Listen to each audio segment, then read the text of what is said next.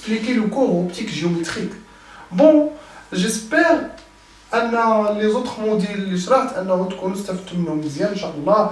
باقي لي زيكسيرسيس اي باردوني-moi باسكو لانسيفيزونس دو طون ما سمحتش ليا باش ندير لي سيري. الان غنحاول ما يمكن ان شاء الله باش ندير لكم لي زيبروف اي لي تي دي. بون لوبتيك جيومتريك هذا نبداو هو الاول ببرانسيب فوندامونتال دو لوبتيك جيومتريك. اذا لوبتيك كنا شفناها في دوزيام اني كوليج او سي بروميير باك. شفنا فيها quelques scènes, quelques chapitres, quelques axes comme ça. Mais enfin, اليوم في après le baccalauréat غادي نشوفوه comme module et on va voir c'est quoi l'optique. إذن tout simplement l'optique étude des phénomènes lumineux. Bon, إذن l'optique يعني باختصار كندرسوا la lumière. واش مفهوم؟ إذن كنشوفوا les phénomènes lumineux اللي ليهم علاقة بلوي, les sources de lumière, les milieux, les propagations, etc. Bon, أنا اختصرت définition de l'optique 3 mots type de phénomènes lumineux. Bien sûr, chaque prof في l'université ديالكم غادي يكون دار définition ديالو. إذا tout simplement نتوما كديروا petit résumé باش تقدروا تيسروا إن شاء الله في هذا الموديل. إذا ملي عرفنا شنو هو l'optique أو ما نقولوا عنه البصريات. On va voir maintenant c'est quoi les sources de lumière. باش نهضروا على لا lumière خصنا نعرف بعدا منين كيجيوني هاد لا lumière منين كتجي و c'est quoi les sources. Les sources قسموها les physiciens de source primaire, source secondaire أو ما يسمى بالمنابع الضوئية الأولية والثانوية. إذا source primaire هما les sources qui émettent ou bien qui produit la lumière lui-même. يعني كينتج الضوء ديالو براسو ما محتاج لواحد سورس اخر باش يستافد منه الضوء. comme par exemple السوليل. إذا السوليل هو source de lumière première كينتج الضوء براسو. comme par exemple lampe بولا, comme par exemple bougie. إذا جميع هاد les étoiles, النجوم, إذا جميع هاد les sources كتعتبروا source primaire. source secondaire هما كينتجوا الضوء produit la lumière mais à condition يكون واحد l'autre source كياخدو منو الضوء. par exemple la lune. حنا ملي كنشوفوا لا لين كتبان لينا كتنتج لينا الضوء وكنضويو بها في الطريق اكسيتيرا. مي حنا عارفين ان لا لين ماشي اطوال, هي باختصار كوكب. يعني انه لا ينتج الضوء فقط يبعث الضوء الذي ارسله الشمس له. اذا باختصار كنعتبروا هاد لا لين سورس سكوندير. باغ اكزومبل هاد المسطره اكيد شفتوها, ولكن العين ما كتشوفش غير لي سورس دي لوميير, كتشوف غير المنابع الضوء. اذا اكيد هاد المسطره تبعث ضوء ماشي بديك الطريقه اللي كتخيل انت الضوء كيخرج هكا كيتضوى, ولكن بويسك انت كتشوفها كتبرودوي لا لوميير. هاد لا لوميير كتاخذها من لي بروجيكتور اللي كاينين هنا في هاد الاستوديو اللي كنصوروا فيه. اذا باختصار اذا هادي نقولوا ان هاد المسطره كتاخذ لي غايون دي لومينو من هاد البروجيكتور اللي كاين هنايا مزيان وكترسلوا للعين. دونك هذا كنعتبروا سورس سكوندير. اذا لي زوبجي اكسيتيرا. الا بغيت نعطي مثال, الا اعتبرت مثلا هذه هي السوليل, نعتبر مثلا عندي ليفغ كوم سا ليفغ. بون عندي واحد العين. اذا لي غايون لومينور والروج وي ici. إذا لي غايون لومينو كيصيفطوا لي غايون لو سوليل كتصيفط لي غايون ليفر اي اون ميم طون لوي. و هاد الكتاب كيصيفط الضوء للعين. بون لاحظوا الكتاب خدا الضوء من الشمس ورسلو للعين, داكشي علاش كيتسمى سورس سكوندير. لوي ما كتسماش سورس سكوندير, كنعتبروها ريسيبتور دو لا لوميير, مستقبل ضوئي. لي ريسيبتور هما اللي كيستقبلوا الضوء وكيطراو ليهم دي شونجمون. باغ اكزومبل لو تان ديالي مثلا الا كنت تحت لو سولاي بزاف كتولي بغون، بون اذا لو تان هادي تولي نعتبروها ريسيبتور دو لوميير. باغ اكزومبل لي بلاك سولير الطاقه الشمسيه كتاخذ لا لوميير كترانسفورميها. باغ اكزومبل اوسي لي بلانت فيرت كيديروا فوتوسانتيز التركيب الضوئي، اذا النباتات كتاخذ الضوء وكدير التركيب، اذا كيطرا ليها دي شونجمون، هادو اللي كياخذوا الضوء كيوقع لهم دي شونجمون كنسميوهم ريسيبتور دو لوميير. بون ما نكثروش بزاف، هادو فقط غير تمهيد للدرس. اذا هادشي اللي كنقصدو بلي سورس دو لوميير. اذا on passe maintenant pour expliquer les milieux. Bien sûr هاد لا لوميير ملي كتنتشر ملي كدير بروباغاسيون خصها واحد الوسط كتنتشر فيه. اذا هاد لي ميليو غالبا الى اعتبرت انا عندي واحد سورس دو لوميير سورس دو لوميير اي فوالا لوي، خص هاد الضوء كيدوز على واحد الميليو. بيان سور بارفوا كنعتبرو الفيد ميليو، لير حتى هو ميليو، فير حتى هو ميليو. كاين بزاف ديال الاوساط اللي كينتشروا فيها الضوء كنعتبروها دي ميليو اوساط. هاد الاوساط عندها بارفوا لي كونديسيون خصها تكون ترونسبارون. بيان سور اذا كانت اوباك معتمه ما غتخليش الضوء يدوز. ترونسبارون كاينه سيمي ترونسبارون يعني كيدوز شويه الضوء نصف شفاف. باغ اكزومبل مثلا نقولوا الا عندي زاج حرش غيدوز الضوء مزيان. اذا ترونسبارون. ايزوتروب هو واحد الميليو عنده لي ميم كونديسيون فيزيك في كل شيء، يعني كيخلي الضوء كيدوز مزيان ما كيشونجيش لا ديريكسيون ديالو. اذا كنقولوا عليه ايزوتروب. ان ايزوتروب يعني مثلا نقدروا نقولوا الكريستال مثلا اذا داز فيه الضوء كيتخربق، يعني ما عندوش لي ميم بروبريتي فيزيك ديالو. اذا في نفس البلاصه من كل جسم في داك الكريستال، اذا نقدروا نقولوا ان ايزوتروب يعني الضد ديال ايزوتروب. Vous pouvez chercher c'est quoi isotrope, anisotrope dans Google. Bien sûr, ما بغيناش حنا نديطايو بزاف، بالنسبه لكم هما لي ميم بروبريتي فيزيك، يعني كيبقى الجسم كيحتفظ على لي ميم بروبريتي ديالو في كل بلاصه من هذا الميليو. هوموجين متجانس يعني من واحد الماتير كيبان لينا كيكون لينا جسم من ماده وحده. ما كيبانش ليا بزاف لي ماتير ما مخلطينش، ملي كيتقادو لي ماتير كيكون ليا واحد لاكوش ولا واحد الماتير كنقولوا ميليو هوموجين. اذا بيان سور لي كونديسيون عندكم ترونسبارون ايزوتروب اي هوموجين. On passe maintenant l'axe le plus important ici c'est l'indice de réfraction. Avant هاد l'indice ضروري تفهموه. اذا اشنو كيقول لي الانديس؟ باش نهضر على الانديس خصني نهضر على لا فيتيس دو لوميير. حنا عاطينا ان لا لوميير الضوء كينتشر في لو فيد في الفراغ بسرعه 3 fois 10 à la puissance 8 متر par seconde. اذا هذه هي السرعه الخياليه باش كيتمشى بها الضوء في الفراغ. بيان سور كيعتبروا الفيزيزيان انه ما كاينش شي حاجه كتكسير اكثر من الضوء، يعني الضوء هو القوس فيه لو بلي اكزاكت هو 2.9999 10 على بويسونس 8 مي نقولوا حنا ماجوراسيون 3. ما كاينش شي جسم كيفوت سرعه الضوء في الفراغ. يلا كانوا داروا دي زيكسبيريونس وقالوا نوترينو كيقدر يكسيري شويه بسرعه الضوء، ولكن الا اكتشفوا شي جسم كيقدر يمشي باكثر من سرعه الضوء مفهوم الفيزياء كله غيتبدل. اذا لا لوميير لا فيتيس ديالها هي 3 fois 10 على بويسونس 8 متر بار سكوند.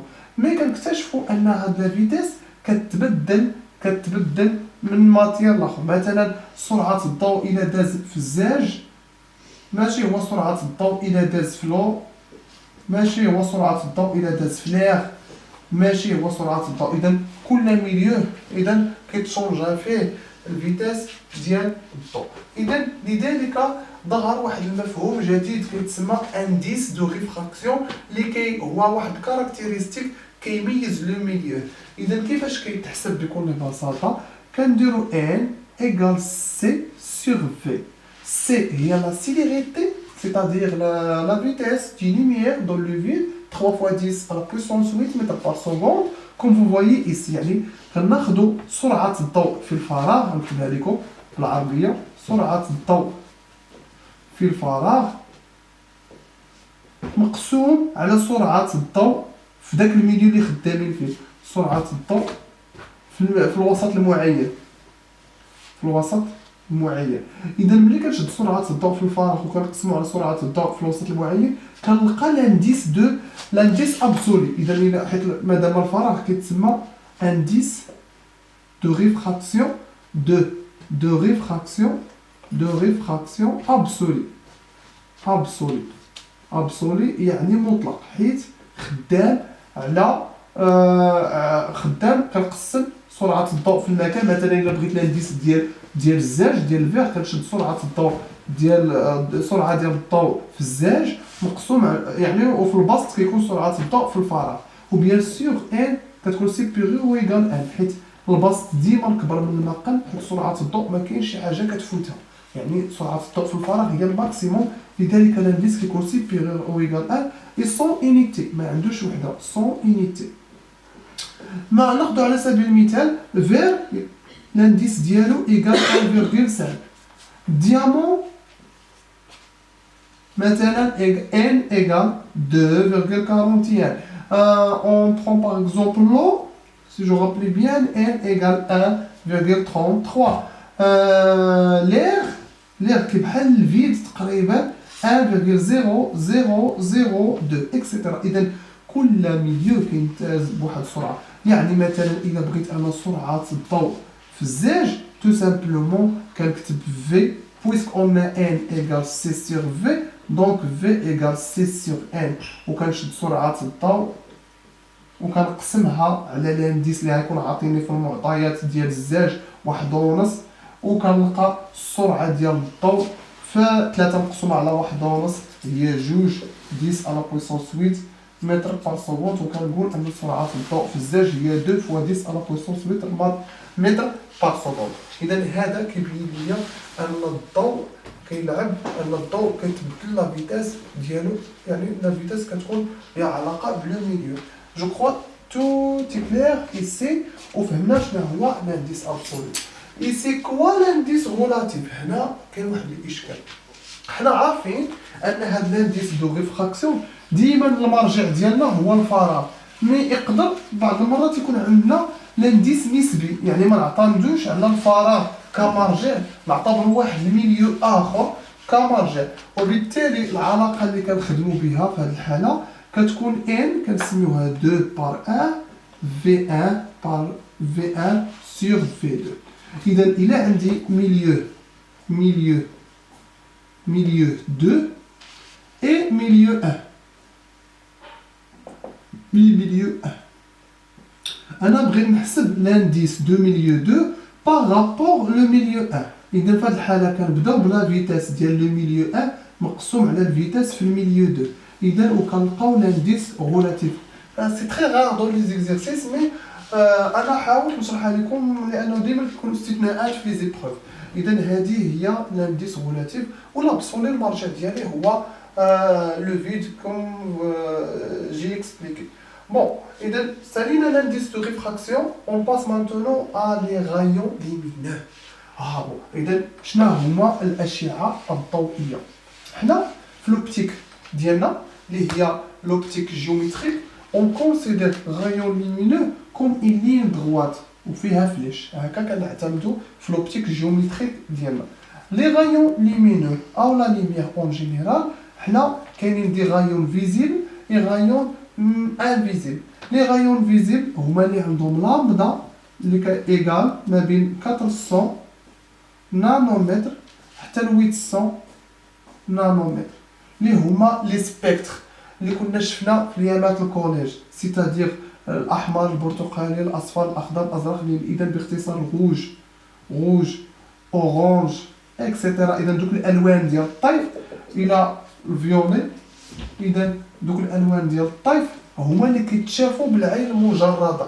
اذا كاين اشعه اخرى ما كنشوفوهاش بالعين المجرده بحال الانفراروج. الا كنتو الانفراروج هي هاد الاشعه كيشوفوها مثلا لي زانسيكت مثلا ناموسه كتقدر تقرصك في الليل. اذا كيفاش هي كتقرصك في الليل وما كتشوفش في الظلام؟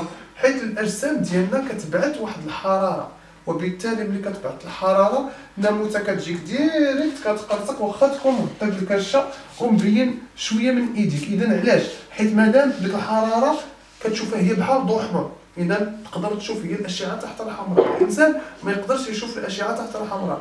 مثلا البوليس كيلبسوا واحد لينينيت كيشوفوا لانفخاروج باش يشوفوا مثلا الطوموبيلات اللي كيدوزوا في الليل ياك ما كاينش شي واحد مختطف شي واحد ودايرو في الكوفر ولا شي حاجه بحال هكا. اذا هذه هي لانفخاروج. وكاين فوق الفيولي دي غايون اخرين ما كيتشافوش الترا فيولي. الترا فيولي او الاشعه فوق البنفسجيه، هذه اشعه ضاره كترسلها الشمس. كاينين دي غايون اخرين، غايون اكس هادشي كيتستعمل في لا ميديسين، غايون غاما. اذا هادو اشعات باختصار ضوئيه انفيزيبل. هاد لي كولور كلهم كيكونوا ليا لا لوميير بلانش اللي كترسلها السولاي او الضوء الابيض. اذا الا عندي واحد الغايون فيه غير كولور واحد، مثلا غايون روج، غايون مثلا غايون ليمينو روج، كنسميه غايون مونو كروماتيك. مثلا دوك ملي كتمشيو مثلا تشجعوا الراجا ولا اكسيتيرا كديو معاكم داك الليزر كيرسل ضو خضر ولا شي ليزر كيرسل ضو احمر. اذا دوك الليزر عاده هو واحد الغايون ليمينو فيه غير لون واحد، ماشي بحال بيل كيرسيفط ضو بيض الى فيه 7 الالوان كيكونوا ليا داك الكولور بلون. اذا كان عندي واحد غايون ليمينو اذا كنسميه غايون مونو كروماتيك. اذا تعرفنا على ان لي غايون عندهم واحد لامبدا. هاد لامبدا باختصار كتقول لي لا لونغور دون سي كوا. باختصار هاد لامبدا هو اننا كنعتبروا الضوء كوم دي زوند. غنشوفوا هادشي من بعد. هاد لي زوند الا مشيت درت هنا، ولكن هنا ماشي بحال داكشي ديال التيار الكهربائي. نعتبروا هاد لاكس هو كيعبر على المتر ماشي كيعبر على الزمان. اذا من هنا حتى لهنا يعني المقطع اللي كيتكرر هذه كنسميوها لامبدا، طول ديال الموجه من هنا حتى لهنا بالمتر. بويسك لي غايون سون انفيني يعني صغيورين بزاف ما كنخدموش بالمتر ما كنخدموش بالمليمتر، كنخدموا بنانومتر. ان نانومتر ايكال 10 على بويسونس موان 9 متر. دونك سي تري بوتي اونفان. اذا الا كان الانسان كيشوف الموجات اللي تحت من 400 نانومتر يقدر يشوف لي غايون لانفراروج باغ اكزومبل. يقدر الانسان يتمشى في الظلام بلا ما يشعل الضوء يشوف كاع الناس، يشوف كاع اللي عندهم الاجسام اللي كتبعث الحراره. بون هادشي هو اللي كاين بالنسبه لي غايون ليمينو. جيسبر ايسي كو هاد لاكس واضح. اذا ندوزو مانتونون pour expliquer c'est quoi l'optique géométrique et l'optique physique. اذا اخر فقره في هذا الدرس، اخر فقره في هذا الفيديو هي لوبتيك جيومتريك اي لوبتيك فيزيك. عاده لوبتيك البصريات قسموها لجوج، قسموها الفيزيك غتشوفوها مازال من بعد، وقسموها الجيومتريك الهندسيه. علاش قسموها لجوج؟ حيت اصلا وحلو في لا ناتير دو لا لوميير. وهاد لا لوميير ما باش تفهم الناس هنا. اذا كاين اللي كيعتبر لا لوميير ماتيير كوربيسكولير ماده، وكاين اللي كيعتبر لا لوميير اوند موجه. وهنا كاين المشكل، ما يمكنش الموجه تكون ماده، حيت الموجه بوحدها والماده بوحدها. الا كانت لا لوميير ماده غادي نعتبروا لا لوميير اي كومبوز دي كوربيسكولير كنسموهم الفوتونات، لي فوتون اللي ما عندهمش لا ماس. وإلا اعتبرنا لا لوميير اون يعني غادي ندخلوا ان لا لوميير راه عباره عن موجات، وبالتالي هنا غادي يكون مشكل. فعلا لوبتيك جيومتريك كتشرح لنا شي ظواهر. مثلا الى انايا مثلا الى درت لا لوميير، الى درت واحد البوجي ودرت درت 3 ديال الورقات ديال لي في فيهم لي ترو، كنلاحظ انني ما نقدرش نشوف هاد البوجي حتى يكونوا هاد لي ترو فواحد لا لين. هنا كيبين لي ان لا لوميير elle se propage de façon droite. مي هنا لقينا واحد المشكل في اوبتيك فيزيك، انهم حاولوا حيت لا لوميير كيمشيو على شكل فيصو حزمه ضوئيه، يعني صعيب تلقى شعاع واحد. حاولوا هما انهم يعزلوا شعاع واحد، يعزلوا غير واحد، يعني بغاو يديروا ايزولي ديال ان سول غايون. ملي بغا يعزلو ان سول غايون وقعو في مشكل، لقاو انه في الشاشه كتكون واحد الظاهره عجيبه، لقاو كتكون هكا يعني اشكال، بغاو هما يشوفوا نقطه رقيقه باش يعزلوا واحد ان سول غايون، لقاو واحد لا فينومين ديال ديفراكسيون ليسي. هنا قالوا لك بون لا لوميير هي اونت. بون هاد لا جيومتري كتشرح ليا لي فينومين اللي عندنا في اس في هذا العام الاول ديالكم، ولوبتيك فيزيك كتشرح لنا دوطخ فينومين. اذا هنا كنقولوا هنايا كاين فرق كبير اننا نعتمدوا على اونت ونقولوا هنا كوربيسكيل يعني نعتبروها انها ماده. كذلك غادي يجي واحد من بعد لا دياليتيك اللي كتقول ان لا ليميير سي هي اوند اي اون ميم طون ماده ماتير. اذا هما غادي يشرحوا هذا الشيء العلماء المعاصرين اللي كانوا بحال لويس دو بروغلي و اينشتاين الى اخره.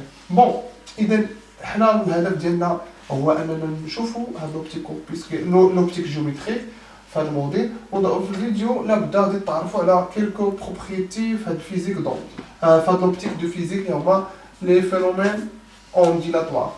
J'espère que vous avez bien compris la première partie. تهلاو ليا وان شاء الله غادي نشرحوا لي زوطخ بارتي، وخليو لي الاراء ديالكم والتعليقات ديالكم في التحت ديال الفيديو. تهلاو.